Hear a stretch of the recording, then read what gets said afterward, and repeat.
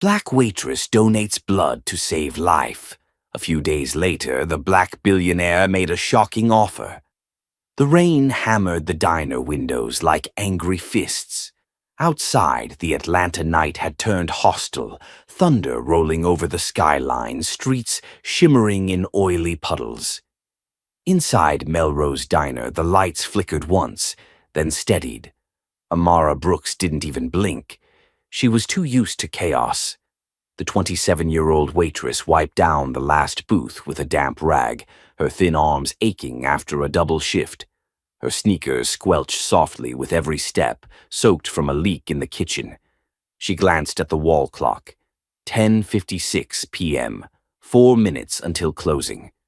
She was reaching for her coat when it happened. A metallic screech tore through the storm, followed by a sickening crunch. Tires skidding. Then silence. That kind of silence only comes after something terrible. Amara didn't hesitate. She bolted out the door, her raincoat forgotten. Water soaked her braids, plastering them to her face.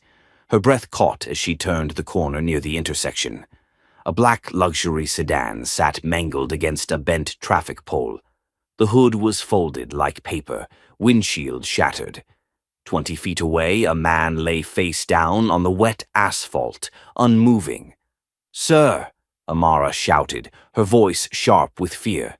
She ran to him, knees splashing in blood-tinged water.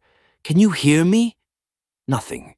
His chest moved, barely. His arms were twisted unnaturally, and blood pooled around his head, mixing with the rain. "God," she whispered, already dialing 911. "There's been a crash on Ponce and Marietta. A man's down. It looks bad. Real bad." Her fingers trembled as she pressed her apron against his temple. The bleeding wouldn't stop. "He's still breathing," she told the dispatcher, her voice cracking. "But I don't know how long he has."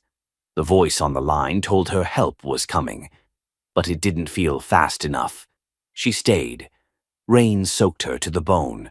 Her fingers turned white from pressure. She whispered to the unconscious man like he could hear her. "You're not dying on me. Not tonight."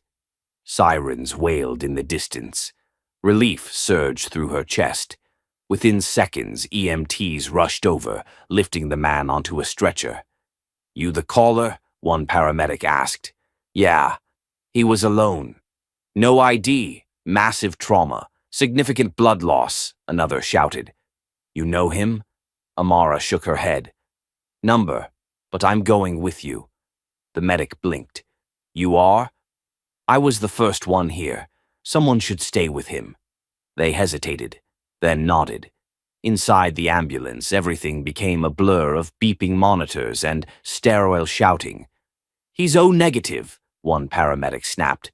"We're low everywhere. Every blood bank's dry." Amara leaned forward. "What does that mean?" "It means if we don't find someone with matching blood, he could die before we even get him stable." Amara's voice was barely a whisper. "I'm O-negative." Both medics froze. "You sure?" "Yes. I gave blood once back in college. I remember because the nurse told me it was rare." "Do you weigh over 110 pounds?" She bit her lip. "Number 95. "Then we can't take a full unit. It's against regulation." "I don't care," her voice cracked. "Take what you can." "Miss, you could faint, go into shock." "I've seen someone die before because I was too scared to help. Not again." The older medic held her gaze, saw something fierce and haunted in it. He nodded once. At the ER, chaos exploded. Nurses rushed the man into Trauma Bay 3. Amara was led to a separate room for screening. Her clothes clung to her skin like second skin. The fluorescent lights made her feel like she was being examined from the inside out. A doctor entered, his coat stained, eyes exhausted. "You really want to do this?" he asked. "Yes." "You understand we can only take a small amount, enough to stabilize, not treat." "Whatever it takes. Sign this, consent form. You're underweight. It's a risk." She signed. Minutes later, she lay on a gurney, a tourniquet tightening around her arm. The antiseptic stung. She didn't flinch. She watched the red fill the small bag slowly, her head beginning to spin halfway through. "Liam," she whispered under her breath. The name floated in the air like a ghost. Liam had been her best friend in high school. They'd been inseparable. He was wild, loyal, and stupid enough to ride a motorcycle without a helmet. The night he crashed, Amara had been there. The doctor said he needed O negative, and she had it. But she panicked. Needles, hospitals, blood. Fear froze her. She said she'd come back in the morning. Liam didn't make it to morning. She'd carried that weight ever since. The nurse touched her shoulder gently. "You okay?" "I am now." When the blood draw ended, Amara was pale but steady. A nurse helped her sit up, handed her orange juice and a blanket. Across the room, her blood was rushed into Trauma 3. Minutes later, the ER doctor returned. "He's stable." She blinked. "Really? That unit you gave bought us time. Without it, we would have lost him." Amara let out a shaky breath. "Thank you," she whispered. "You're the one who gave Miss Brooks." "Thank you." He turned and walked away. Amara sat in silence, her hands trembling, her body aching. But her soul was lighter than it had been in years. She didn't know the man's name, didn't know who he was, what he did, or whether she'd ever see him again. But this time she hadn't run.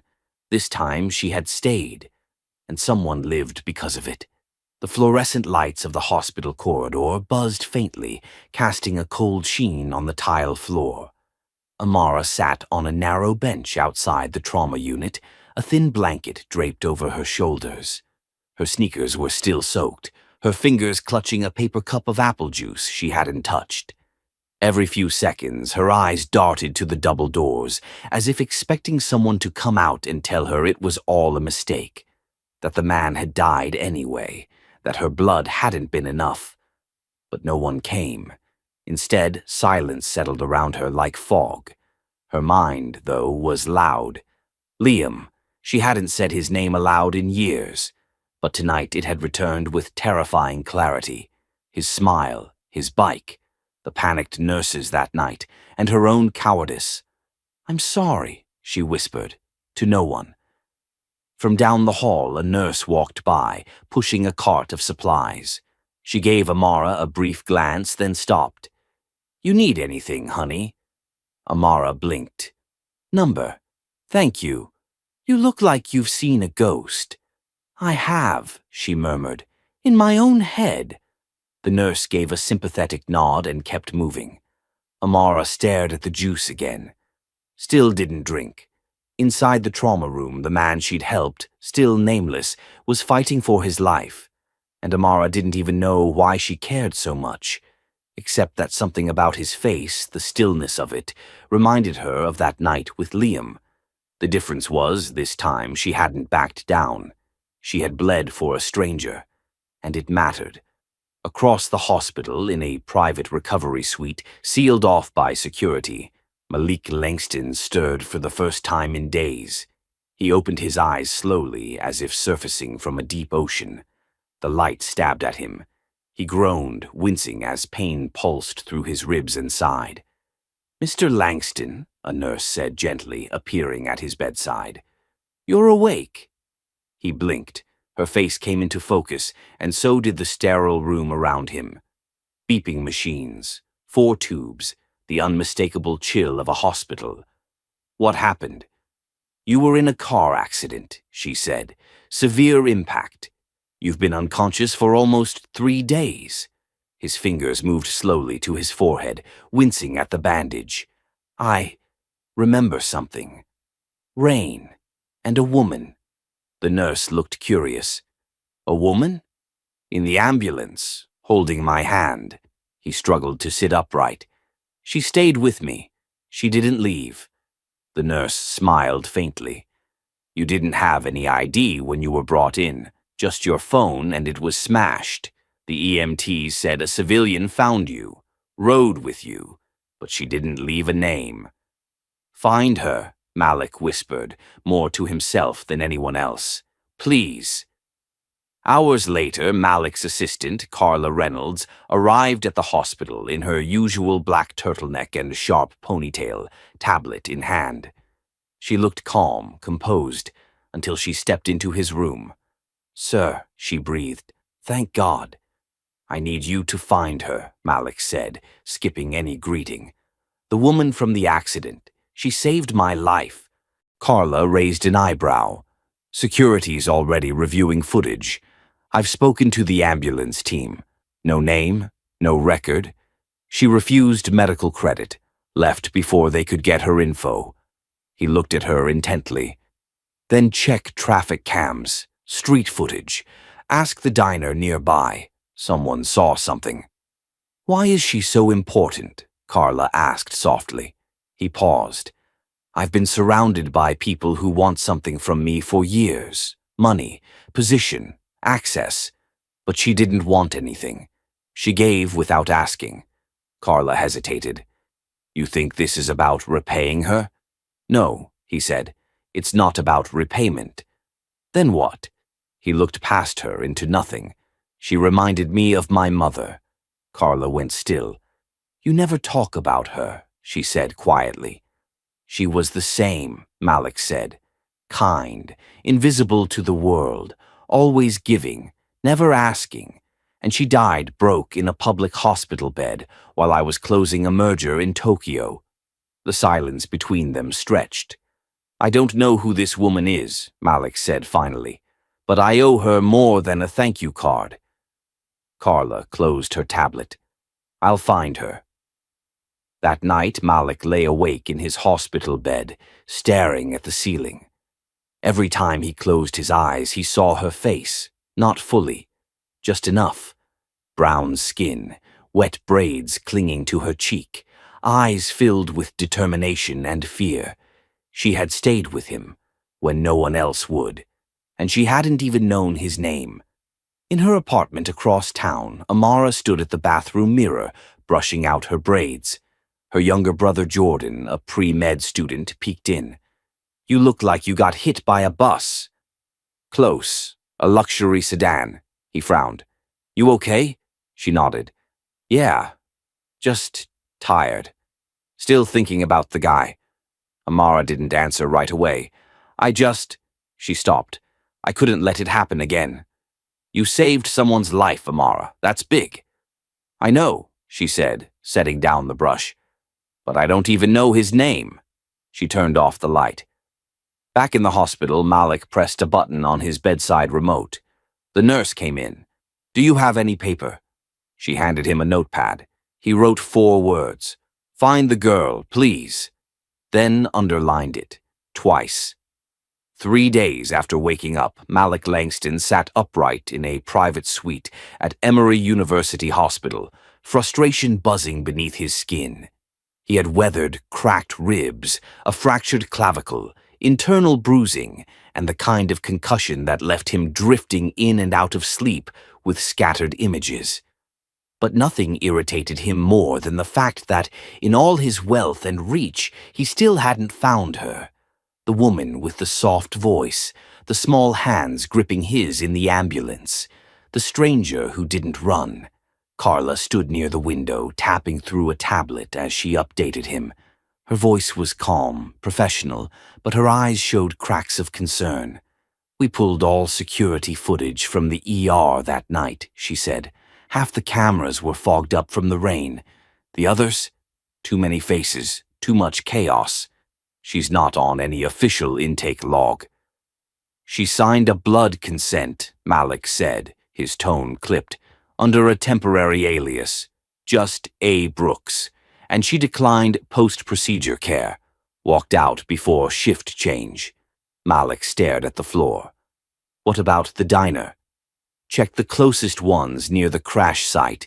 Melrose Diner has a night shift waitress named Amara Brooks, early 20s, no formal medical training, lives in a modest apartment near Edgewood, works 2 jobs, and yes, O negative."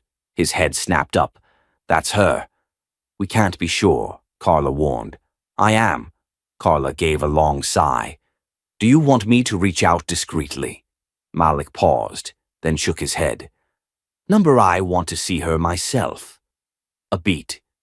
That's not like you, she said. Malik offered a tight smile. That's the point. The next evening, Malik stood outside the Melrose Diner, wearing a simple gray hoodie, jeans, and a baseball cap. No driver, no security detail, no press alert.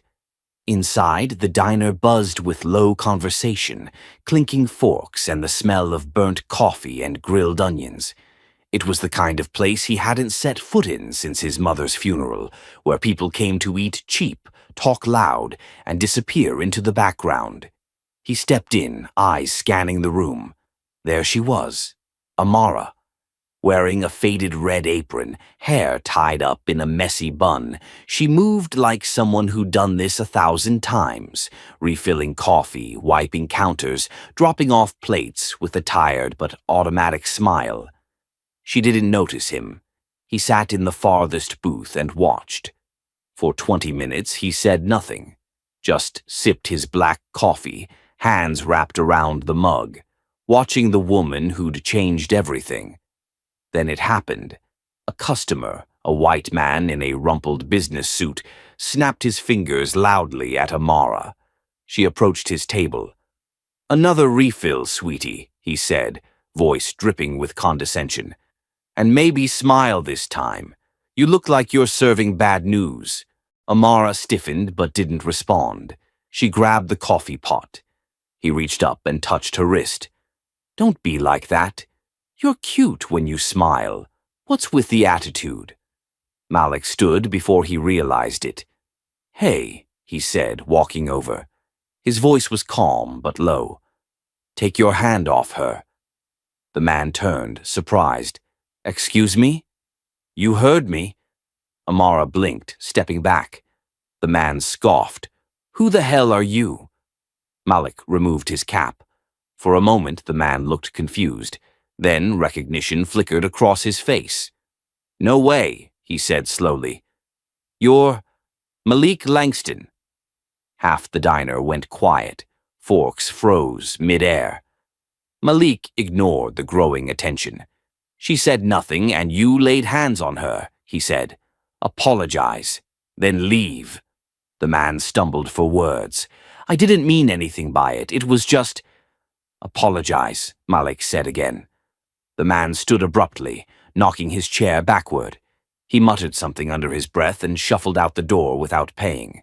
A few people clapped quietly. Malik turned to Amara. You okay? She stared at him, eyes narrowing. Why are you here? I came to find you.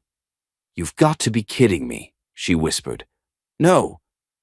She glanced at the door, then back at him. You're the guy from the ambulance, he nodded. And you're the woman who saved my life. I didn't do it for this, she said. Whatever this is. I know. You shouldn't be here. I disagree. She crossed her arms. Look, Mr. Langston. Malik, he corrected gently. Malik, then. I didn't donate blood for attention. I did it because someone was dying. That's all. I'm not here to offer you a check. She stared at him, unconvinced. Then what are you here for? He hesitated, then said quietly, to understand why you didn't walk away. The question hung between them like steam from a fresh cup of coffee. Amara looked tired, not just physically, bone-deep tired. Because I did walk away once, she said finally, and someone died. Malik's expression shifted. That's not going to make headlines, she added. No viral video, no inspirational poster, just a waitress who messed up once and couldn't live with it. He was silent for a beat. You didn't mess up this time, he said. You gave me a second chance. I gave blood, she replied. That's it. Malik took a breath. Number you gave something no one's given me in a long time. Amara looked away. I've got tables to cover. He stepped back. I'll come back tomorrow. You don't have to. I want to. She didn't stop him, but she didn't smile either. As Malik left the diner, the air outside felt different, cooler, lighter. Inside, Amara leaned against the counter, hand gripping the edge hard enough to turn her knuckles white. Whatever this was, it wasn't over. Not by a long shot. Malik returned the next night, and the night after that. Each time he sat at the same corner booth by the window. He wore the same gray hoodie, same worn cap pulled low. Never ordered more than black coffee. Never asked personal questions. Never brought up blood or trauma or the fact that he ran a tech empire worth billions. He just watched and waited. Amara tried to ignore him. She was used to regulars, lonely men looking for a smile, exhausted mothers needing silence, bus drivers wanting pie at 2 a.m.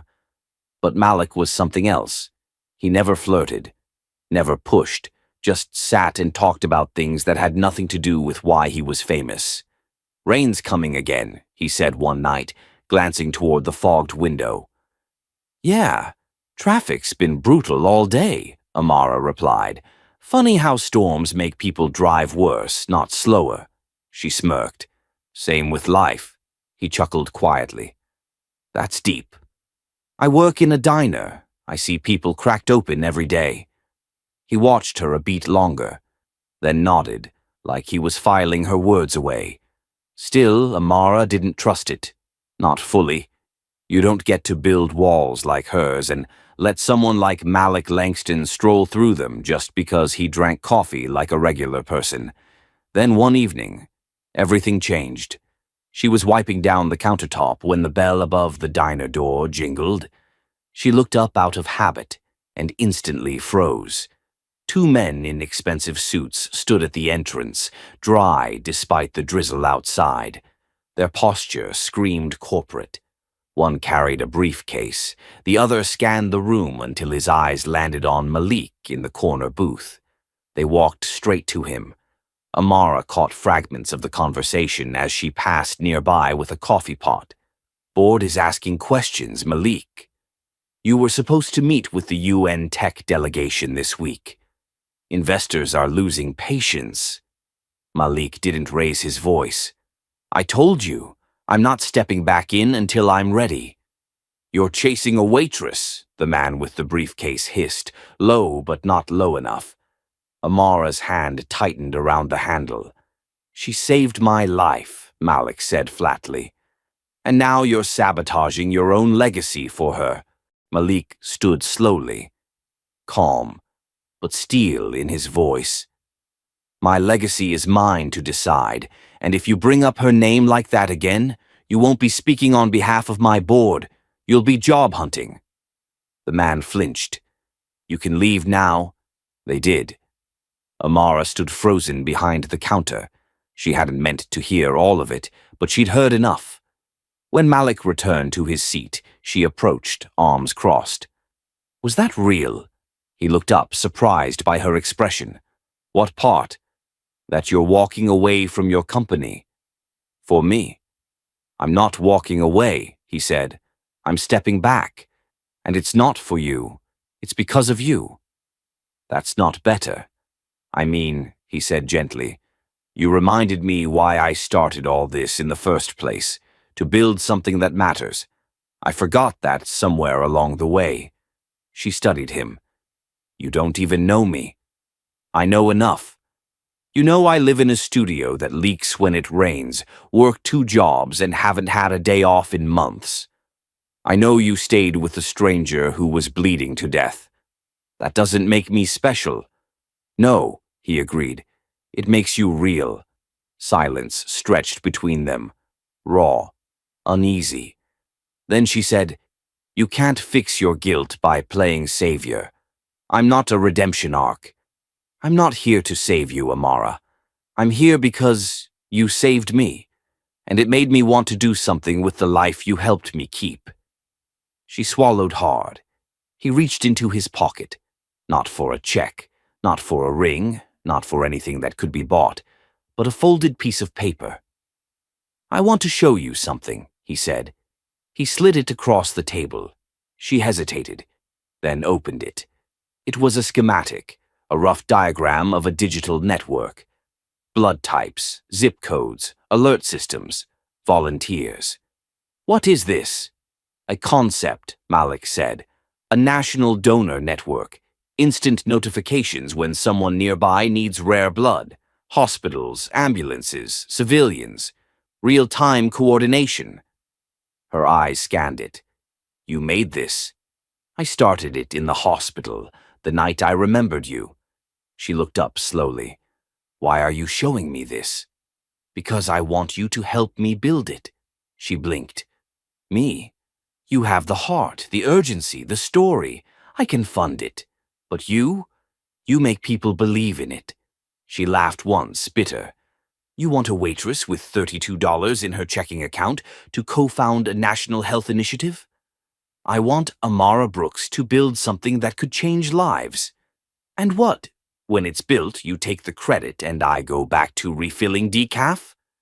No press, no spotlight, not unless you want it. I just want you in the room, helping shape it." Amara folded the paper and slid it back. "Let me guess. You think this is the part where the underdog says yes and everyone claps?" Malik didn't answer. She leaned closer. "You're not the first rich man to offer me a way out. But here's the twist you didn't expect, Malik." "What's that?" "I'm not looking for a way out. I'm looking for a way forward." He smiled faintly. "Then let's build that together." She didn't respond, just picked up the coffee pot and walked away. But that night, as she stood in her tiny bathroom brushing her teeth, she reached into her pocket. The schematic was still there, folded, but not thrown away. 3 days passed. Amara hadn't called, hadn't messaged, hadn't returned to that conversation in the diner.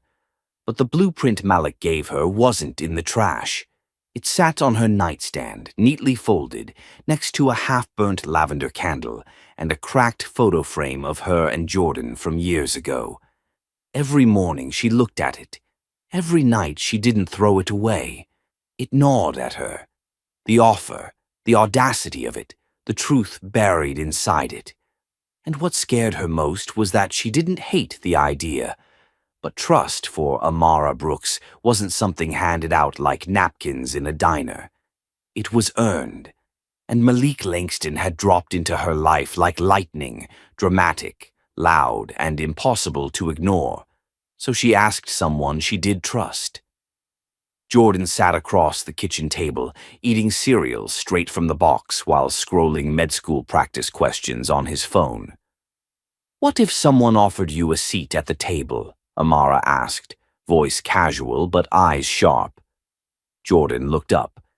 "Depends on the table. If it's a poker game, pass. If it's the board of the American Heart Association, I'm pulling up a chair." "What if you didn't think you belonged?" He narrowed his eyes. "Then I'd figure out who told me that and stop listening." Amara swallowed. "Even if it came with strings? Then I'd read the fine print, make my own terms, and write the contract in ink."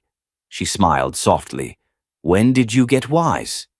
"When I watched my sister give blood to save a stranger. You taught me that. You don't run from hard things." Later that afternoon, Amara called Malik. "I'll do it," she said, not even waiting for him to say hello. There was a pause on the other end. "No conditions?" he asked, cautious. "Oh, there are conditions. Don't get too comfortable." He laughed, the sound more relief than humor. "Name them." "No media, no ribbon-cutting ceremonies, no slick brochures with my face on them." "Done. I'm not going to be your mascot, Malik. I want a partner, not a puppet. And if I walk away halfway through, then I'll thank you for whatever part you built." She exhaled. "Okay, let's build it." The following weeks were a blur. Meetings, prototypes, calls with hospital directors, late-night strategy sessions in borrowed office spaces. Amara sat in rooms she never imagined herself in. between software architects, trauma surgeons, logistics consultants, and to her surprise, she belonged there. Because while they spoke in acronyms and budget forecasts, she spoke in reality.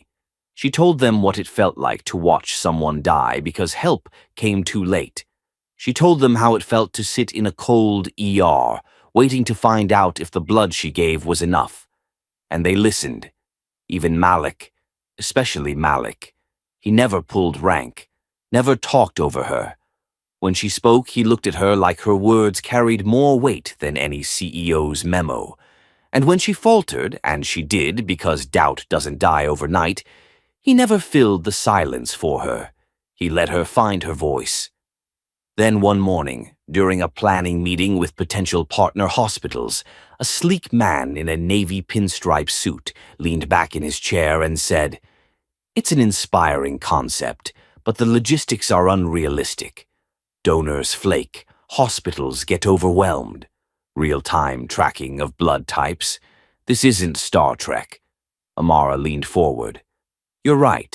People flake. Systems fail. But let me ask you something." He raised an eyebrow. "If your daughter got into a car crash on a rainy night and needed O-negative blood within 30 minutes, and you knew there was someone 2 blocks away who could save her but didn't get the alert in time, would you still call this unrealistic? Or would you call it a tragedy we could have prevented?" The room went silent. Even Malik's jaw tensed. The man didn't reply. Amara continued, "We're not building perfection. We're building possibility.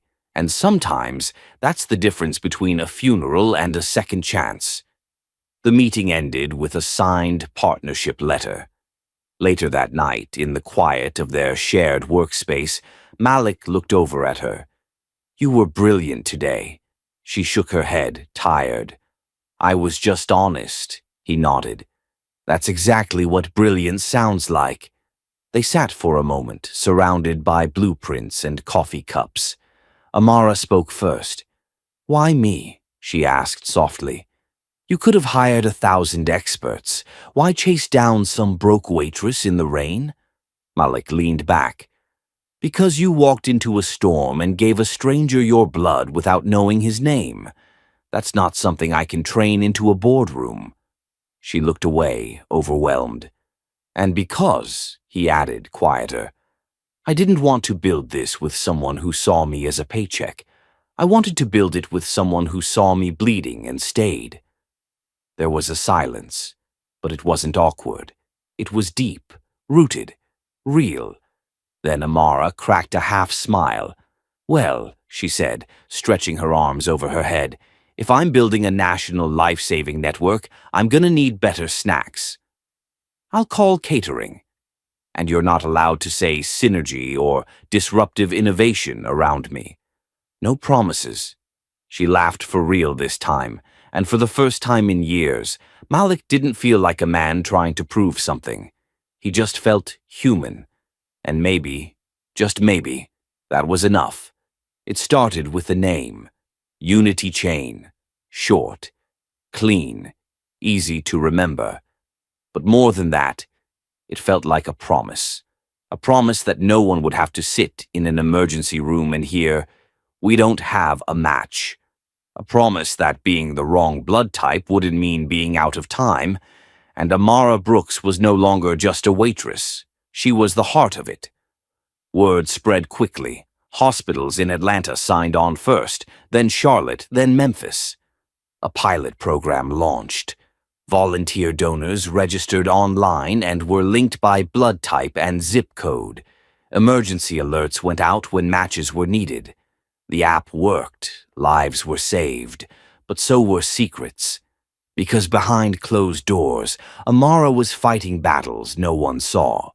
She sat across from hospital executives, most of them older white men with clipped tones and Ivy League credentials.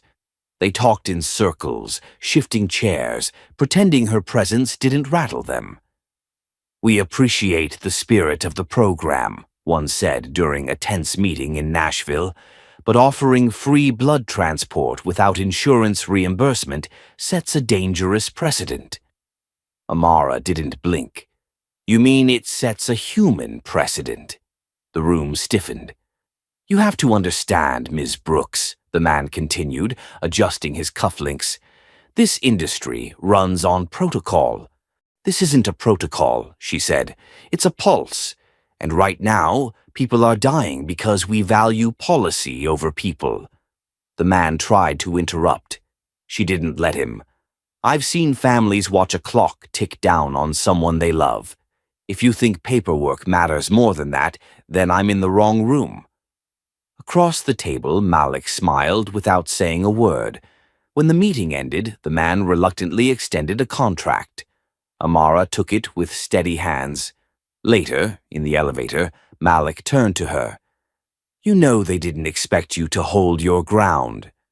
I'm not here to make them comfortable, she said. No, he said. You're here to make them accountable. They returned to Atlanta just as the storm hit. A literal one, this time. Thunder rolled across the skyline. Streets flooded. Emergency rooms overflowed. It was Unity Chain's first real stress test, and it nearly broke them. Servers crashed. Blood banks ran low. A logistics error delayed transport by hours. One child with leukemia almost didn't get what she needed. Almost. Amara stayed up 42 hours straight, rerouting alerts manually, calling hospitals herself, and even coordinating a last-minute donor delivery on her own. When the blood arrived and the child stabilized, Amara collapsed onto the floor of the mobile unit and cried, half relief, half exhaustion. Malik found her there. He didn't speak at first, just sat beside her. Then he whispered, You saved her. Amara shook her head. We did. No, he said. You did. You willed it into existence. She wiped her face and looked at him. This isn't sustainable, she said. We're growing too fast. We need infrastructure. We need people. I've got people. No, she said firmly. I mean the right people. Folks who understand what this is, who don't just want credit or career points. People who've held the hand of someone slipping away and know what it feels like to pray for a stranger. He nodded slowly. Then we find them. The next morning, Amara began recruiting differently. She visited nursing schools, small clinics, community colleges. She spoke to janitors, cafeteria workers, EMTs with tired eyes and full hearts. She told them the truth, not the PR version. She told them about the night she stood in the rain, pressing her apron against a stranger's wound. She told them about Liam, about guilt, about redemption, about building something out of broken pieces. And they came. People like her, not polished, not perfect, but real. The Unity Chain expanded, quietly, effectively. No press tours, no headlines, just stories. Like the mother in Kansas who donated blood for a man she'd never met, only to discover he was the one who saved her son a year prior. Or the former inmate who became a full-time Unity Chain dispatcher after losing his sister to a slow ambulance and a closed blood bank. Real people, real purpose. But with growth came resistance. A leaked email surfaced from a hospital board member calling Unity Chain a disruptive liability. Rumors swirled that larger insurance companies were pressuring hospitals to drop their support. One afternoon, Amara walked into a meeting where 3 hospital partners had suddenly rescheduled indefinitely. She didn't flinch. Instead, she called a town hall. No suits, no sponsors, just donors, recipients, and volunteers. Standing in a school gym on a Friday night, folding chairs, squeaking, kids running between legs. Amara took the mic and spoke simply. We're not here to fight insurance companies. We're not here to destroy hospital protocol. We're here because someone needed blood and no one came. We're here because someone like me stood on the sidewalk and refused to walk away. If this movement scares the powerful, maybe it's because for the first time, they're not in control of who gets to live. Silence. Then a single clap, then two. Then the whole room rose to their feet, and from the back Malik stood, watching her. She didn't see him wipe a tear from his cheek. But he did, because in that moment he didn't see a waitress. He saw a revolution, and her name was Amara Brooks. The parking lot behind Unity Chain's newest mobile unit clinic was packed. A line of people stretched out under the early morning sun, some waiting to donate, some hoping for help. Nurses moved between patients. Volunteers handed out bottled water and clipboards. Amara stood inside the van, sorting registration forms with practiced hands. The Atlanta heat was unforgiving, but she didn't mind the sweat or the pace. She thrived in motion. It kept the doubts quiet. Then she heard the voice. "Well, well, if it isn't the bleeding heart waitress turned disruptor." She froze. It wasn't the words. It was the voice, the drawl, the smugness. A sound she'd hoped never to hear again. She turned slowly. Standing a few feet away in a tailored blazer and sunglasses was Dr. Elliot Monroe, former head of the Midtown ER. The same doctor who, 4 years ago, dismissed her brother Jordan after a 3-hour wait, calling his stomach pain diet-related anxiety. It turned out to be a ruptured appendix. Jordan nearly died. Amara's jaw tightened. "You're not scheduled here," she said. "I'm part of the state board now," he said, smug. "New Public Health Oversight Division, and I've got concerns about your little blood crusade." Malik, who'd been on a call nearby, stepped forward. "Is there a problem?" Elliot turned, eyebrows raising slightly. "Mr. Langston, I didn't recognize you out here with the common folk." "I prefer the company," Malik replied coolly. "Why are you here?" "Reviewing protocols. I've received reports of unsafe handling, undocumented donors, and possibly unlicensed procedures happening in your mobile units." "That's a lie," Amara said immediately. Elliot smiled. "Is it? You're not exactly trained, Miss Brooks, and if something goes wrong under your leadership, who do you think takes the fall? I don't answer to people who nearly killed my brother and then covered it up." The smile disappeared from Elliot's face. Malik's eyes narrowed. "You know what she's talking about, don't you?" "I don't have time for conspiracy theories," Elliot snapped, "but the state board will be paying close attention.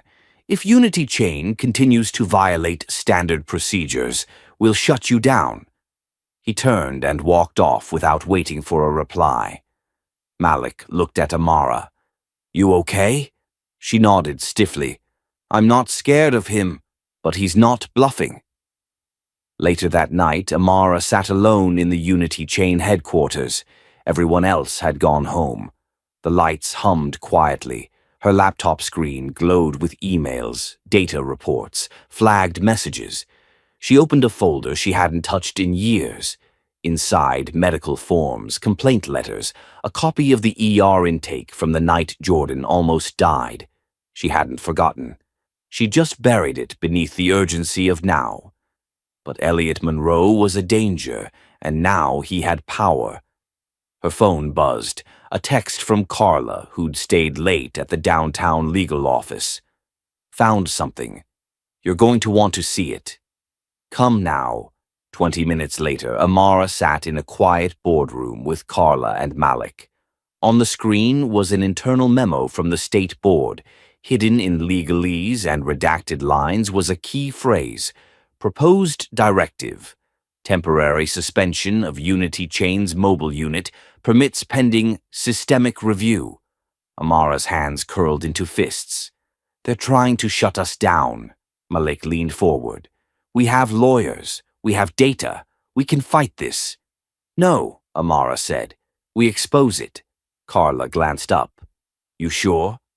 "We've kept this quiet to avoid politics, but if they want a war, we give them a truth bomb they can't silence." She tapped the folder she'd brought with her. "I have the original intake records from Midtown. I have signed witness statements. And I know what Monroe did to Jordan." You want to go public? Malik asked. No, Amara said. I want the public to see what systems like his are doing every single day to people without power. The next morning, Amara stood on the front steps of City Hall, flanked by Malik, Carla, and several Unity Chain volunteers. Microphones pointed in her direction. Reporters jostled for space. She didn't flinch. I started Unity Chain because one night I stood on a rainy street and refused to walk away from someone who was dying. I did that because, years earlier, someone walked away from my brother. A doctor named Elliot Monroe. Gasps rippled through the crowd. He misdiagnosed my brother and tried to bury it. Now, he's trying to bury Unity Chain. Why? Because we don't answer to insurance companies or political favors. We answer to people, and that scares him. The press exploded. Headlines hit social media within minutes. Protect Unity Chain trended nationwide. That afternoon, the health board issued a formal statement, pausing the suspension request pending further review. Behind closed doors, several members called for Elliot Monroe's resignation. He refused, until a nurse from Midtown stepped forward with a recorded audio file of him laughing about letting poor people wait. It went viral within hours. The board had no choice. Monroe was dismissed within the week. Amara didn't celebrate. She just went back to work. That night, as she and Malik stood outside the Mobile clinic, rain falling softly again, he handed her a cup of jasmine tea. You didn't just stand up to him, he said. You tore down a wall. She exhaled slowly. There'll be more. Then we tear those down too. She looked at him, this man who had once been a stranger bleeding on the pavement. Not alone, she said. He smiled. Never again. The Grand Hall in downtown Atlanta shimmered under rows of soft white lanterns and exposed Edison bulbs. Instead of chandeliers and champagne flutes, there were metal chairs, mismatched tablecloths, and hand-drawn posters taped to the walls, each one bearing a name and a face saved by Unity Chain. It wasn't glamorous, but it was honest. The one-year anniversary celebration had drawn more than just partners and donors, volunteers, nurses, high school students, a father who drove 3 hours to say thank you, a 10-year-old girl who brought homemade cookies for the woman who'd once held her hand in an ambulance. At the center of it all stood Amara, wearing a deep blue dress and sneakers. Her hair was up. Her eyes scanned the crowd with wonder and disbelief, as if trying to understand how this many lives had gathered because she didn't walk away one rainy night. Malik found her standing off to the side, gripping a program folded into quarters. Nervous? He asked, offering her a paper napkin. I can't believe they asked me to speak. They didn't ask, he said, smiling. They insisted. She sighed, stepping toward the makeshift stage. The mic crackled as she adjusted it. The room fell quiet. I don't like speeches, she began. I'm more of a show-up-and-get-it-done kind of person. Laughter broke the tension. But there's something I need to say. Not as a co-founder or a figurehead or whatever title people give me these days. Just as someone who once sat in a hospital lobby watching a clock run out on someone she loved. She paused, her eyes glassy. Back then, I thought second chances were for other people. Richer people. Louder people. I didn't think I could ever matter in something big. She glanced at the Unity Chain banner draped across the back wall. But it turns out big things are just small things that people refuse to quit on. The crowd leaned in. I didn't save anyone alone. I just did what I could in the moment I was given. And it changed everything. So if there's anything I want you to remember tonight, it's this. Don't underestimate your moment. Don't talk yourself out of showing up. You don't need a title or a platform. You just need a heart that won't let you walk away. A beat of silence. Then applause. Not explosive, but steady. Rising. Layered with emotion. The kind that says, "We see you, we hear you, we believe in what you just said." Amara stepped off the stage and back into the arms of her people. Later that evening, as the event wound down, Malik stood beside her under the night sky. The city buzzed quietly around them. "I remember the first thing you said to me," he said. "I don't," she laughed. "I was in shock." "You said, 'You're not dying on me.'" She smiled. "Well, I meant it." He reached into his coat pocket and pulled out a small box. She blinked. "No speeches," he said. "Just a question." He opened it to reveal a ring. Simple. Classic. A deep sapphire set in gold. "Amara Brooks," he said. "Will you build the rest of this life with me? Not as a symbol or a co-founder or a miracle. Just as you." Her breath caught. The noise of the city seemed to vanish. "I don't want perfect," she whispered. "But I want real. I want to keep fighting. With you." He took that as a yes. They didn't kiss like a movie ending. They just held each other, like two people who'd survived something and chosen each other afterward. As they stood there, a small girl tugged at Amara's dress. "Are you the blood lady?" she asked shyly. Amara knelt. "I guess I am." The girl grinned. "I want to be like you one day." Amara's voice caught in her throat. "You already are," she said. That night, as lights dimmed and chairs were folded, one final message appeared on the projector screen above the crowd. This movement was built not on money or fame, but on one person's choice to care. Imagine what we could do together. If this story stirred something in you, if it reminded you that everyday people can rewrite the end of someone else's story, then don't just scroll on. Subscribe to soul-stirring stories and be part of a world where compassion wins, because sometimes all it takes is one act of kindness to save a life, to start a revolution, to change everything.